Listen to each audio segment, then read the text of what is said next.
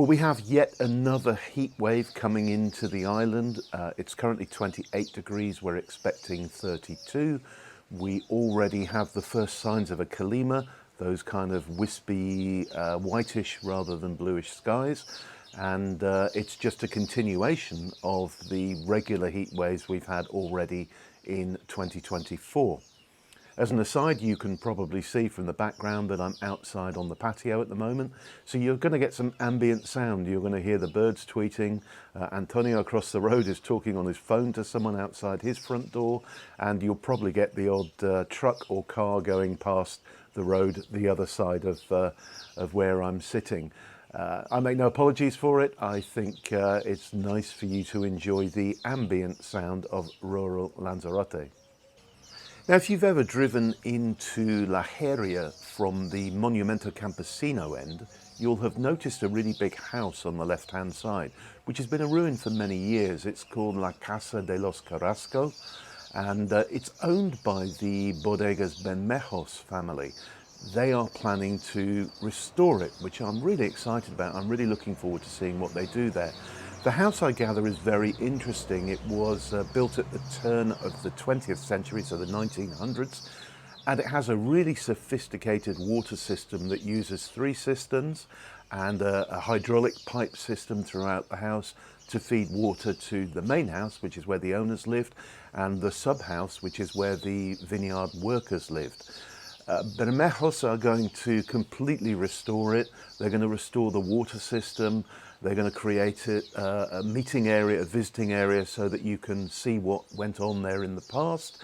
And they're already in the process of restoring the vineyard part of it by rebuilding the zocos, the walls around the vines, and making sure the vines are in good shape.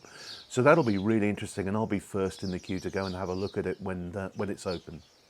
Now, we already knew that around 23% of the properties bought in the Canary Islands last year were bought by foreigners.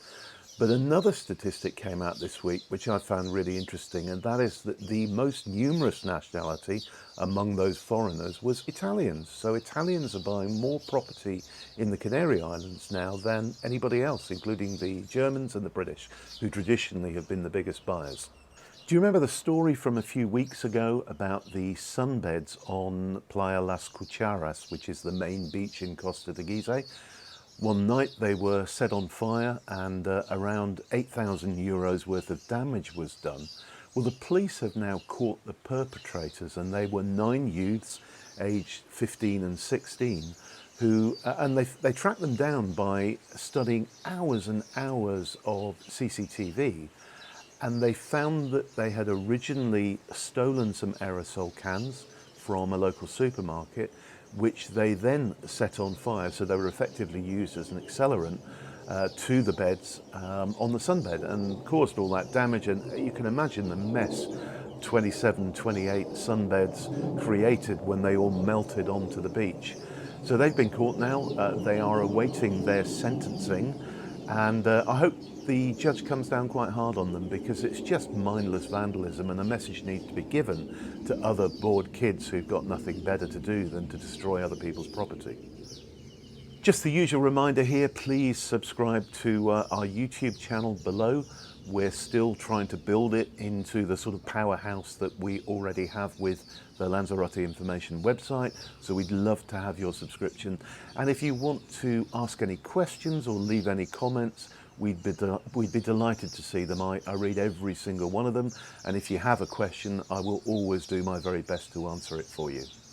We had very strong winds last weekend, and that led to a catamaran being pulled from its anchor and crashing into the rocks in Playa Blanca last Saturday. A rescue operation was underway, A, to refloat it, and B, to pump out any of the nasty stuff on board, like battery acid and diesel fuel and so on. But the winds were exceptionally strong last Saturday, and we lost a branch of one of our trees, and one of the outside lights on our house was also just literally knocked over by the wind. It all settled down on Monday, and actually we've had a really good week weather-wise. It's been blue skies, sunny and quite warm. And as I said right at the start of this, it's getting hotter and hotter over the next couple of days. We had another example this week of a tourist who clearly has no respect for the island and the landscape here. A video was shown on the socials and across all of the local newspapers of someone running down Montaña del Cuervo, running down the sort of peak-on at the side of the old volcano and just leaving these huge footprints all the way down. What was so distressing is that in the bottom of the frame, where the person is filming this guy running down the hill, there's a sign that clearly says this is a protected area, please don't stray off the path. I don't know what the answer is to this issue, but it's just every week there seems to be another example of someone completely taking the mickey, as the British would say. There's around 15 million euros in grants available to taxi owners on the island to upgrade their vehicles to EVs. They can get anything from 4,000 to, at the top end, 14,000 euro grants.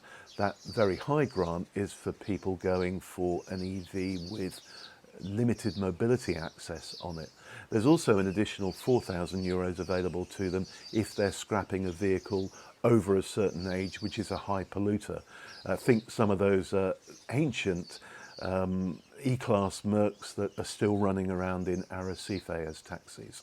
And again, there's more money available for them to install charging stations, both in their sort of communal areas where they park up and also at home so they can charge overnight or during the day if they work the night shift.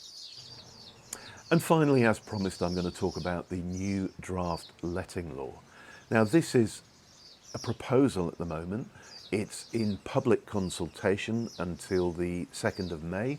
At that point, having been perhaps adjusted again based on that public consultation, it will go through the Canarian Parliament and it's likely to become law by the end of this year. And it is something that's needed. The big growth in tourism across the Canaries has come largely from this sector. In fact, here in Lanzarote, we have fewer hotel beds than we did in 2017. But we've had a significant growth in tourism to a record year last year of 3.2 million. So you can see that growth has come from the private sector. And it's really not very well regulated at the moment. There are very scant regulations or standards required for owners of viviendas vacacionales, as they're called. And in some areas, there are just too many properties, Playa Blanca particularly, where 22% of the overall housing stock is currently given over to holiday letting, which causes all kinds of problems, particularly for people who live on the island who find it so difficult to rent or buy a home of their own. You can see all the detail of this on the Lanzarote Information website. Just go to the homepage, lanzaroteinformation.co.uk, scroll down and it's the top article at the moment, or perhaps the second article about a third of the way down the page, or just Google holiday letting law Lanzarote and our website will probably come up at the top of your search.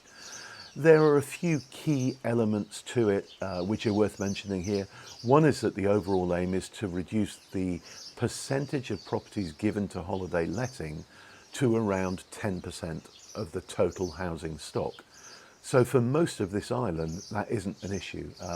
Both Tias, which includes Puerto del Carmen, and Teguise, which includes Costa Teguise, are currently under the 10% mark already. The only area that element will really affect is Playa Blanca, where, as I mentioned, they have around 22% of the housing stock given over to holiday letting.